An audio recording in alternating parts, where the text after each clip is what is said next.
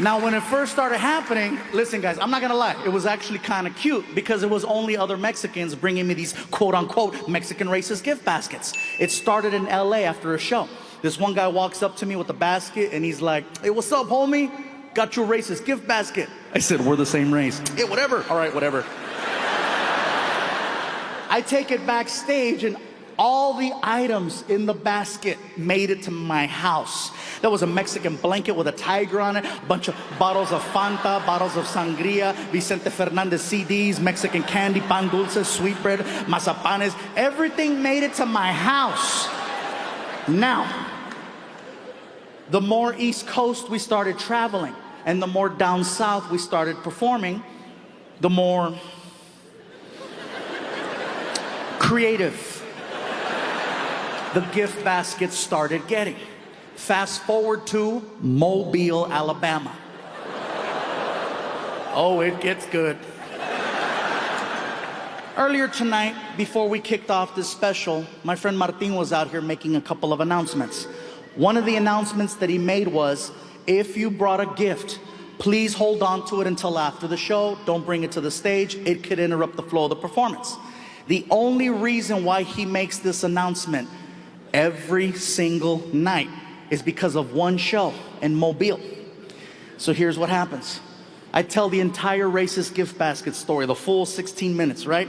As soon as I finish, a guy from the back of the theater rushes the front of the stage. Now keep in mind, this area is full. In Mobile, the aisle was right up the middle. So the guy had a clean shot to me. He hauled ass like it was The Price is Right, all the way down. Much like tonight, there was security there that night. Security sees the guy with the basket, but no one thought to stop him. All they did was, "That's pretty." "Oh, that's nice, that's pretty, yeah." So the guy makes it all the way to the front. He takes the gift basket and he puts it on the stage. Now he's heckling me from where you're sitting. I'm standing here and he's like, "Fluffy!" "What's up, dude?" "I got this for you." "Thank you." "Open it." I go, "Sir, we're kind of in the middle of a show right now." I says, "I appreciate the gift. That's very nice of you." I says, "But how about this? I'll open it after the show." "Oh, come on, Fluffy. I want to see your face." "Sir, how about this? How about you take the gift basket and you bring it over here to the side of the stage where security's at, and I'll have security escort you behind the curtain, and then I'll open it up backstage with you in front of me. How's that?" And he's not taking no for an answer. Now, the problem is the crowd just saw me tell the racist gift basket story, and all of a sudden there's a guy with a gift basket. They have no idea I'm not affiliated with freaking Duck Dynasty in the front row. So now I'm trying to diffuse the situation before it gets crazy, but he's not taking no for an answer. Next thing you know, he does something no other audience member has ever done in my 19 plus years as a comedian. He takes the whole crowd away from me, flips them, and then uses them on me. In 5 seconds. It was the most amazing, horrific thing I have ever witnessed. This is all he did. "Come on, Fluffy! We want to see your face! We want to see your face! We want to see you!" He gets 2,000 people behind him to start chanting, "We want to see your face! We want to see your face!" It was very evident this was not the first rally he's ever led. The crowd is so loud, I can no longer hear myself over the monitor. So I'm like, I lost.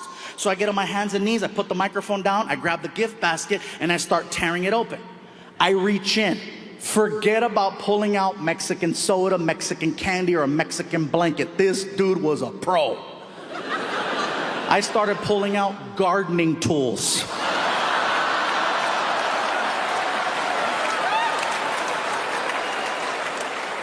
I'm pulling out a rake, a toy shovel, a toy leaf blower. "Dig deeper, Fluffy, dig deeper." I pull out a soccer ball. I go, "Dude, it says Puerto Rico. They ran out of Mexico." I pull out a brick. I go, "What's the brick for?" "The wall." I pull out an actual application for U.S. citizenship. I said, "There's no way this can get any worse." "Dig deeper." I was wrong. I pull out an old school box of Crayola crayons. You know the 64 pack that has a sharpener in the back? Okay. There's a window on the front of the crayons so you can see all of the colors that are in the box. All of the crayons in the box are brown except for one white crayon right in the middle. And I said, what the hell is that supposed to mean? And he looks at me and he says, welcome to my world.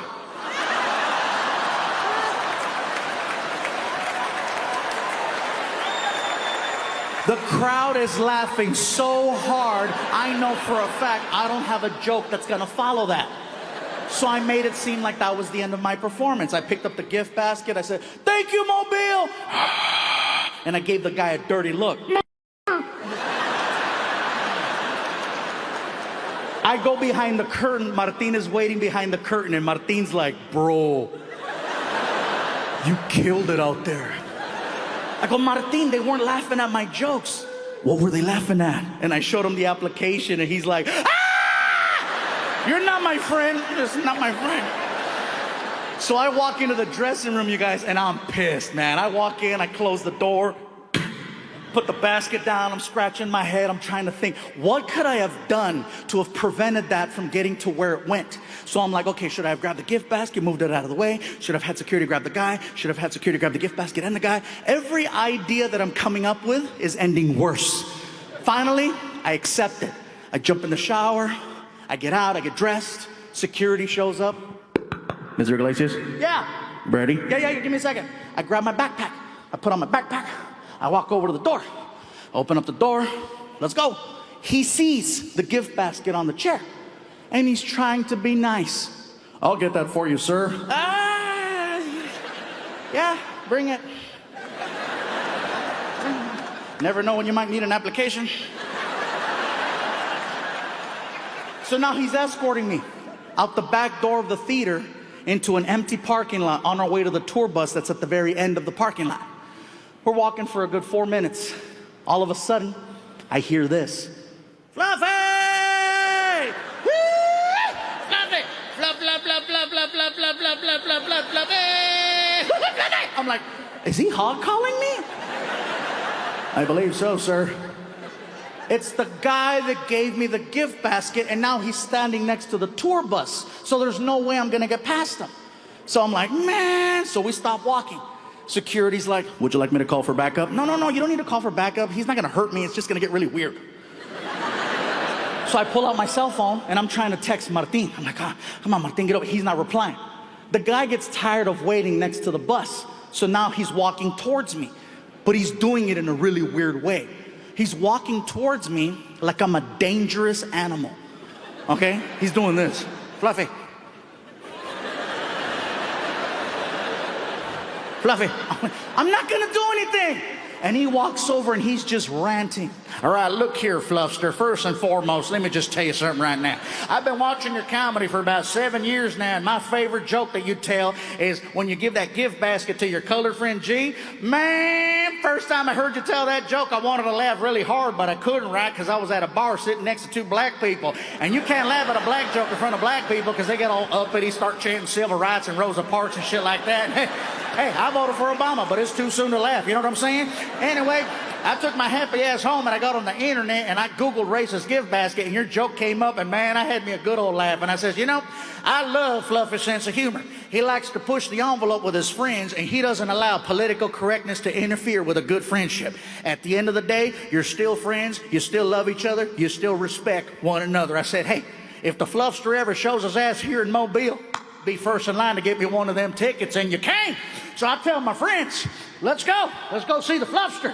I said, but first, I bet you anything he'd appreciate it if somebody were to get him one of them gift baskets like he got G, except we got you the UPS basket. UPS basket? What can Brown do for you? So, the problem is, you didn't laugh. You got offended, and I didn't want you to get offended, Fluffster. I wanted you to laugh, but the problem is that, you know, I didn't need you thinking that Mobile was a horrible place and we were horrible people. We were just trying to have a little fun with you the same way you had fun with your buddy G. We work very hard here, 40 plus hours a week myself, and the amount of money and time that we put into that gift basket is only because we love you. Hey, you have any idea how long I was on the goddamn internet trying to find an application for U.S. citizenship? In English? Are you shitting me? everything's in Espanol. Hey, I voted for Obama. I ain't got time for that. The bottom line is that I'm sorry for interfering with your performance. It'll never happen again. I just wanted to say I'm sorry, and hopefully you'll allow me to take a picture with you. I'm sorry. And I was like, oh my God, I'm a dick. I said, listen, sir, you don't have to apologize. I should apologize. I didn't handle the situation the right way. But you got to look at it through my eyes. I've never had anyone take an entire crowd away from me. That was pretty good, huh? Will you listen? Yes, that was pretty good. Look, I'm very sorry that I got upset. First time that happens, I won't let that happen again. You don't have to apologize. I will be more than happy to take a picture with you. Now see, that's what I'm saying right there. That's what I'm saying right there. All my friends are like, the hell with that beaner. I said, nope, that beaner is good people.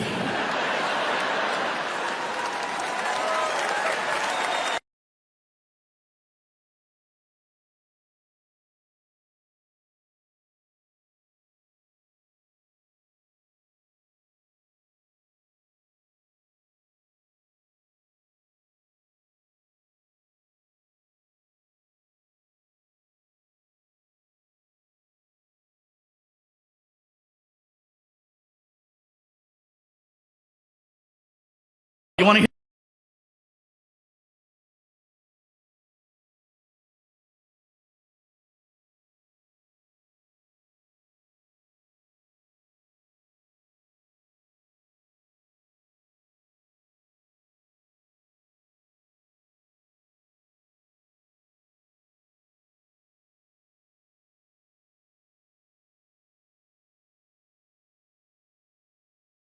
I am officially down 100 pounds.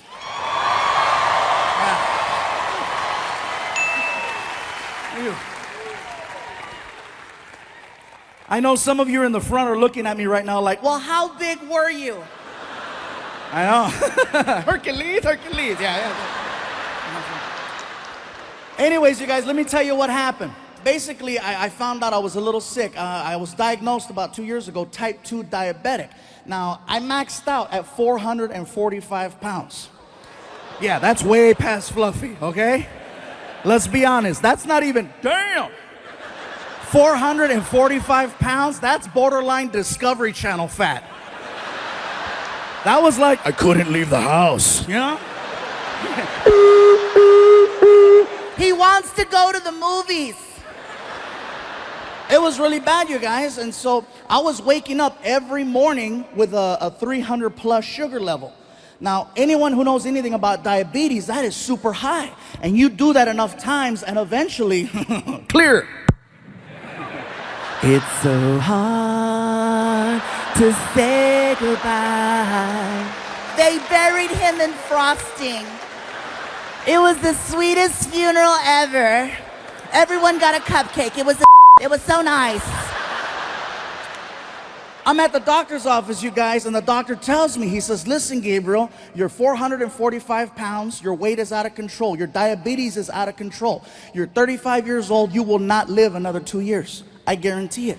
And I got very emotional, you know, I was like, are you serious? He goes, 2 years tops. And I was like, but I just started making money. Well, it's gonna be a nice funeral. I was like, what an ass. So it took a lot for me to finally start doing something about it, you know, because it's not like this is the first time I try to lose weight. This has been happening for a long time, but somebody tells you you're gonna die, you actually wake up. So what it took the support of my friends, my family, and, you know, especially, I gotta give credit where credit is due. Martin, you guys, helped me out so much because he's always encouraging me to go to the gym. Let's go work out, bro. Let's go do something.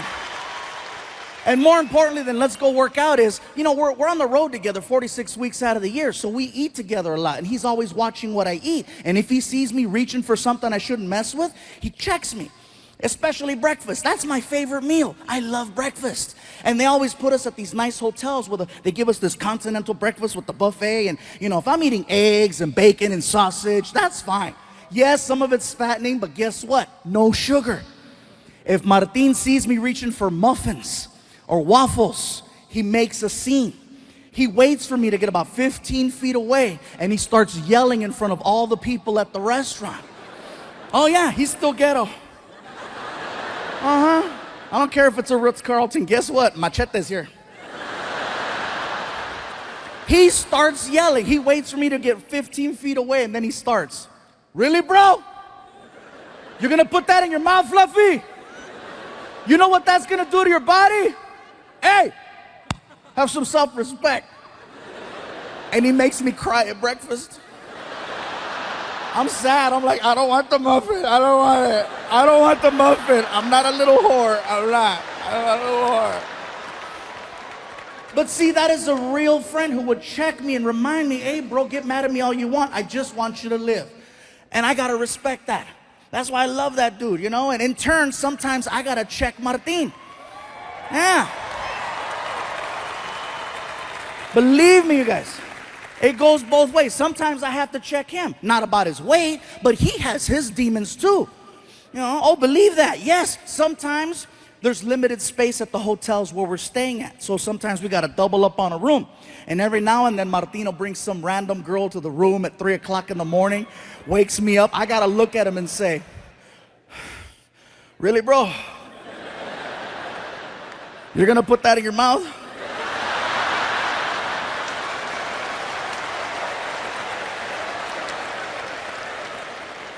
Do you know what that's going to do to your body? Hey, have some self. He doesn't. He really doesn't. So.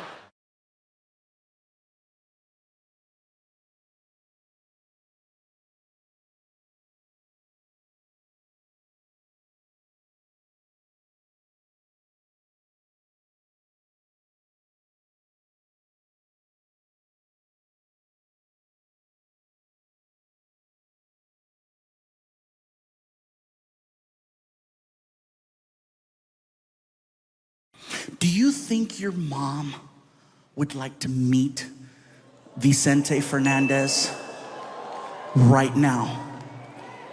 I said, Emily, let me tell you something. If she says no, I want to meet him. I'll be right back. Ama, dime, mijo. Emily wants to know if you would like to meet Vicente Fernandez right now. Mijo, that sounds nice. All right, Emily, she's in. Emily goes, is she even a fan? I go, trust me, that's her reaction. She's good. She has the whole house covered with Vicente Fernandez records and cassettes. Okay, we're good. So Emily comes back and she puts these special VIP bracelets on us with a little click, and she walks us through a door into the backstage area. As soon as we went through the door, I knew exactly where we were. I was just there a week ago. So I got my mom arm in arm, and we're walking down the hallway, okay? Come on, Ma, let's go. Let's go. We're walking down the hallway, and we're getting closer and closer to Vicente Fernandez's dressing room. The door is wide open, and I can hear a commotion coming out of the dressing room. And then a man and a woman exit the room, and the man is holding on to the woman's shoulders, and he's like, it's okay, it's okay, it's okay, it's okay. And the woman looks destroyed, okay? Mascara's running down her face. My mom sees that, and she's like, mijo, did you see that? Did you see what the mascara? What the mascara parece puta la cabrona.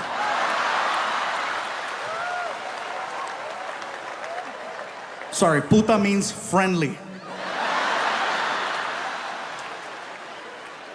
So we get by the door, and the closer we get, we start to see a guy in the room. He comes to the door. In the room, there's 3 people, okay? There's Vicente Fernandez, the photographer, and a handler. The handler comes to the door, and you can tell by his voice that he works for like a Mexican radio station, because he's got that voice. You know, like, hola, hola, pásale, pásale. Pásale in Spanish means come on in. So we start to walk into the room. And let me tell you guys something. If you grew up listening to Vicente Fernandez from a young age and you get the opportunity to meet him, it is seriously a religious experience. My mom and I are entering the room. The only thing missing is the freaking Nomines Patres en el nombre de San. You don't look at him, you look at the floor. Out of respect, you just look at the floor and come on, Ma. We get all the way up to him and I see boots. And when I see the boots, my mom and I both just. He knows what you're doing. He knows you're checking him out. So what he does is he poses, okay? Vicente stands there and he poses. He'll have the sombrero, the hat, to his side. And then he doesn't look at you. He looks away.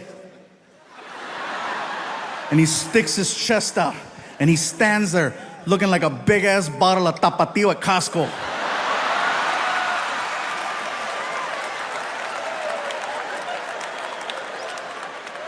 And then he looked at me. And he recognized me, not as a comedian, but because I was there the week before and my photo was hanging outside his door. It's whoever's there last, they always rotate the photo. So he sees me and he's like, Mijo, tú eres el muchacho que está en la foto, que está allá afuera. I go, yeah, that's me outside, yeah. Hola.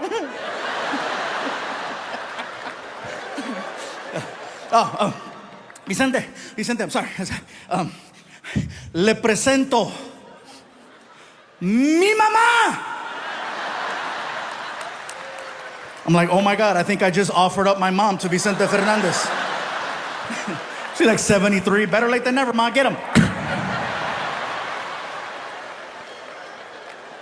My mom starts walking up to Vicente. He was so nice.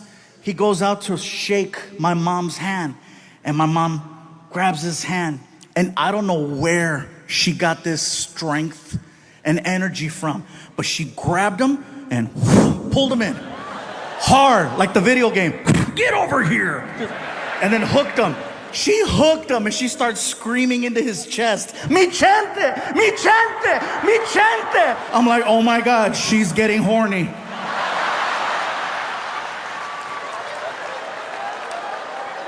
And he knew too. Because he was like, quítamela, quítamela. The photographer, the handler, and me, the three of us, is what it took to pull her off of Vicente. We sit her down, she's bawling. Ah! Mascara's running down her face. The photographer shaking his head. I guess Vicente had dinner earlier that night. He was eating barbecue because I had those wet naps, barbecue wet naps. And so we take the wet naps and we start cleaning the mascara off my mom's face. And we stand her up and we posed her and we took the picture. Emily comes over and she takes us and she escorts us to our seats in the front. And for 3 hours, my mom was on her feet listening to his. She refused to sit down. Mom, you should sit. No, como que es el chente. Holding a shot of tequila that she never drank. She was 3 hours on her feet, never once sat down. That's how powerful his music was. My mom felt no pain for that entire time. And the minute that freaking concert was over, tan, tan, tan, tan. My feet! Oh my God, mijo, mis pies! Ay, pinche callo! Oh my God, my feet! Ay! And I'm like, oh great. So now I gotta drag this living novela to the parking lot. I helped her into the car. My feet! I told you to sit down. You don't sit for Chente. Here comes Emily. Did you guys have a good time? I go, Emily, we had the greatest time. Thank you so much. I got something for you. I go, what's up? And she hands me an envelope, and I open it. And inside the envelope is the picture. She printed it out for me. And when I looked at it, I got so choked up because I have never seen my mom so happy in a picture. And it's not that she wouldn't smile. She would smile, but it was that, 1, 2, 3, cheese.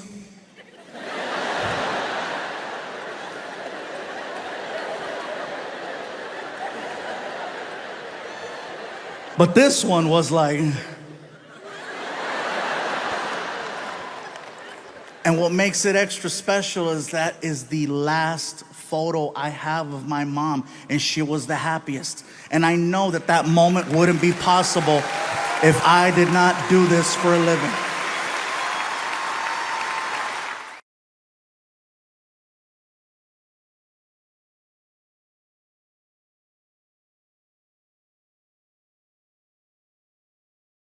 No, sometimes I...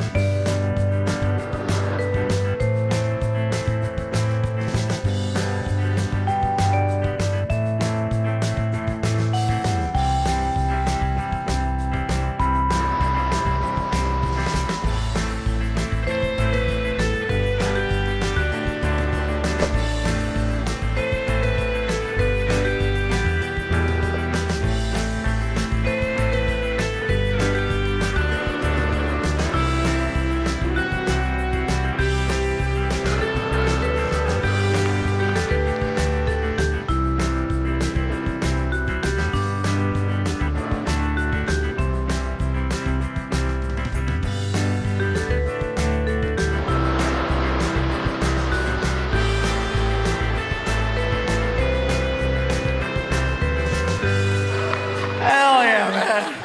Oh, and by the way, before I forget, I know I have a habit in my shows of sometimes throwing a little Spanish in there. If you don't understand Spanish, I do apologize, okay? I promise I will be translating. I don't want anybody freaking out or reporting me to the management with concerns or issues, you know. What the hell is going on in there? What kind of show is this? No, somebody better hit the SAP button on that some real quick. I didn't pay good money to hear some Samoan speak Spanish.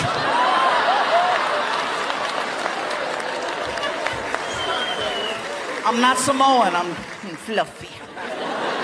I didn't know why the guy thought I was Samoan, you know? And I've had this happen a couple times where people go, "Are you Hawaiian?" I'm like, no. No, not just a shirt. I thought it was just a shirt, but no, how could it just be a shirt? Just because you wear a freaking sombrero, that doesn't make you Mexican. I see white people Cinco de Mayo wearing a sarape, walking a donkey with a sombrero. You don't look at him and go, "Hola, amigo." No, you're like, "Hey, Ted. Hi." You know, and he's walking around, "Hola, come on. Come on, stupid donkey. Donkey, come on."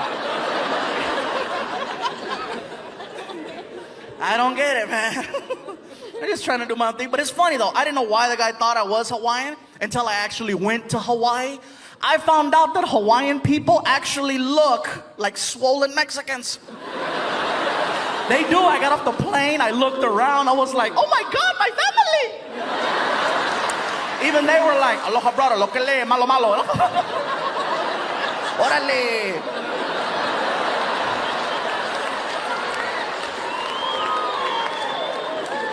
I loved Hawaii. Hawaii was great, man. They have a lot of different cultures there. They have a lot of Asian people. A lot of Koreans. I know this because I got a couple of shirts tailored at some places, and every time I'd go in, it was always a Korean lady. An older Korean lady who was me. I'd walk in, and this one lady always had a comment to make. I'm there for a week, and every day she had a different comment. I walk in one day, and I couldn't say anything either because she was 75 years old. I can't say nothing back, you know, but there I am walking in. The lady behind the counter, Oh, look at who's here. Look at who's here. Oh, we're gonna work hard today.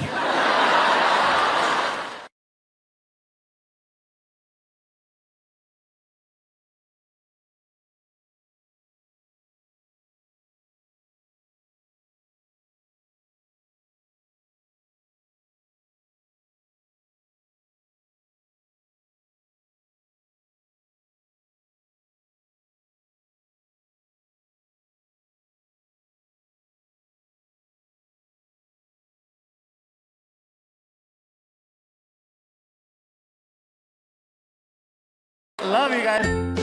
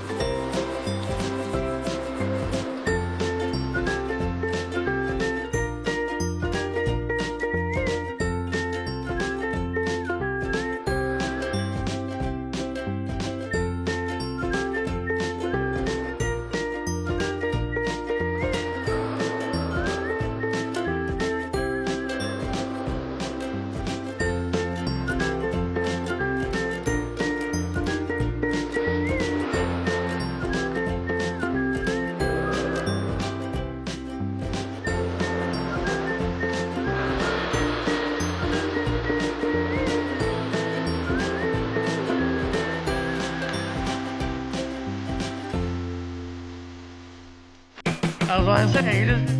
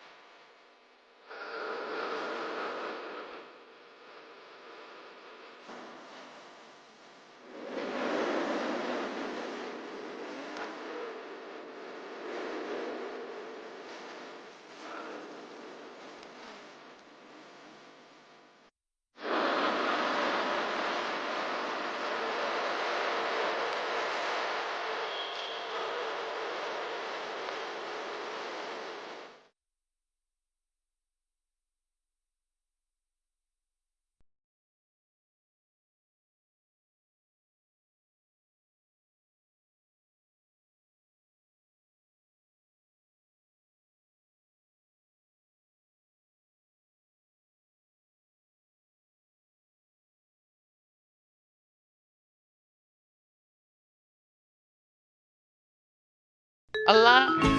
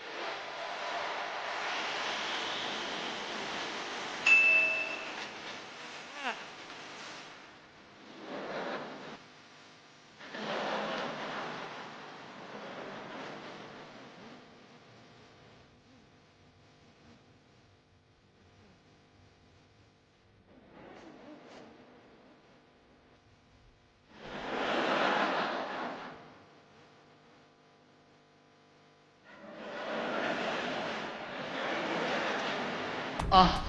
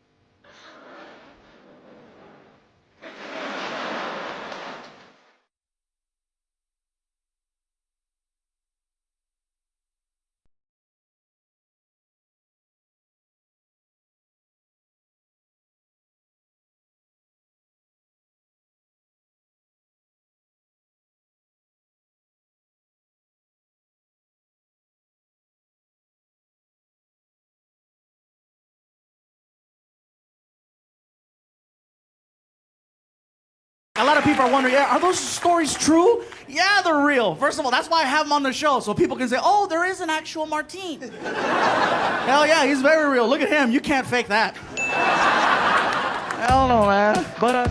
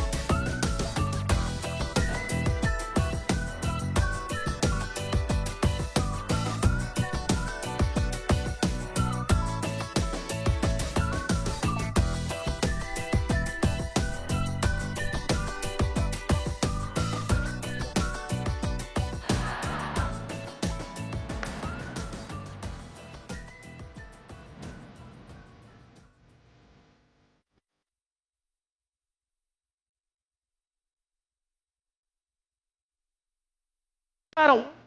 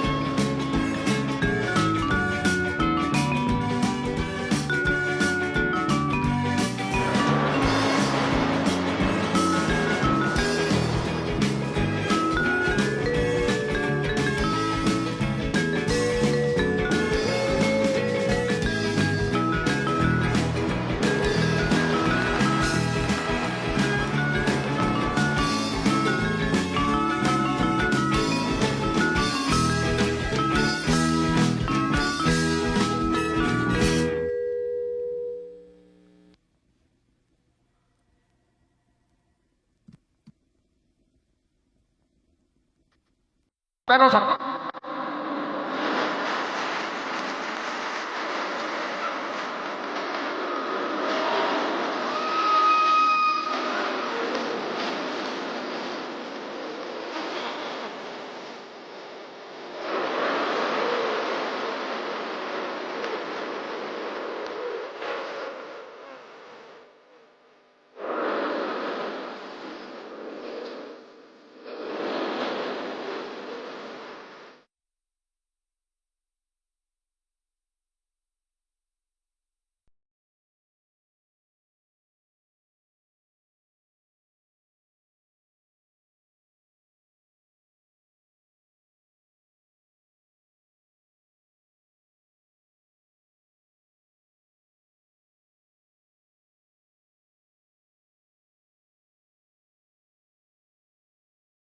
I look forward to problems. I like problems because if there's problems, Frankie and I can work on it together to find a solution, right? And I see that as a great form of bonding. Now, don't get me wrong, you guys. Sometimes it's expensive. Yeah, you're laughing, let me tell you. Like one time they took his iPhone from school and he comes home and he's all devastated, right? He's like, Dad, I gotta talk to you. I'm like, what? Tell me what? They stole my phone. I'm like, that's why you're talking. And I started laughing. He goes, it's not funny. I go, you have no idea how funny it is. I go, so what happened, Frankie? So they broke into my locker at school and they took my iPhone, they took my friend's iPhone, and if we go to the school right now, we can fill out a report. We know exactly who did it. Can we go to the school right now? I go, listen, Frankie, I'd love to, but I'm really, really tired. I just got off a flight, and I guess, I'm really, really tired. I promise you tomorrow morning I'll take you early, I'll help you fill out the report, and we'll turn it in. Can we go right now? I go, Frankie, seriously, please, tomorrow. I need my phone. I go, listen, Frankie, you can handle one day without your phone. He's not getting his way. So he turns around and he yells at the ground and he goes, they took my phone! I looked at him and said, hey, you took my freedom. You don't hear me screaming. I just accept it and process it and we move on. That's it. So then he asked, what's gonna happen? I go, well, I'm gonna go upstairs, take a shower, and probably go to bed. No, what's gonna happen if I don't get my phone back? I go, that's a good question, Frankie. I don't know. You're not gonna get me a new one? No, dude, I already got you a phone. It was your responsibility to take care of that phone. It's not fair. I go, life's not fair, Frankie, okay? But things happen. You should get me a phone. Dude, seriously? And then he looks at me and he says, and this kind of messed with me, he goes, you should get me a phone. It's nothing for you to get me a new phone. It's nothing for you to get me a new phone. Bay Area, my son thinks that what I do is easy. He thinks it's easy because all he sees when he attends 1 or 2 shows per year is that I walk out on stage, you guys start chanting, and then cool magically appears in his room. He doesn't realize that this is actually a job and there's sacrifice that comes along with it. So I told him, I said, listen, Frankie, how about this? How about you explain to me why I should get you a new phone? And if it makes sense, I'll do it right now. Go. I need one. I said, no, Frankie, you're a teenager. You don't need a phone. A cell phone for a teenager isn't a necessity. It's a luxury, okay? It's not a necessity. It's a luxury.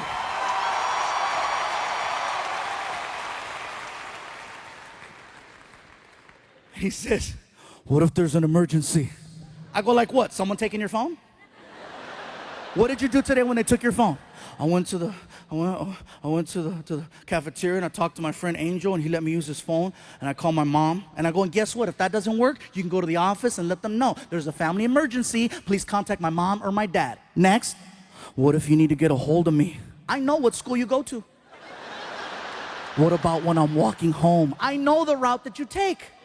And then he pulled this one out, one of the greatest lines ever. You know what? You talk a lot about me on TV. People know who I am now. What if someone tries to kidnap me? I said, you weigh 225. Good luck. They are not kidnapping your ass without an iPhone and a box of Oreos. That's the only way that's gonna happen. I said, Frankie, do you realize how lucky you are? You had a phone. I didn't have a phone in school. Your mom didn't have a phone in school. If we needed to make a phone call, we had to carry change or we had to call collect. What's that? Oh my God. Trying to explain the concept of a collect call to my kid is like trying to explain rocket science. He'll never have to deal with it. He'll never know what it's like to be out late somewhere and have to use a phone. First of all, to find a payphone. If you see a payphone now, you look at it like, oh wow, they forgot to take it down.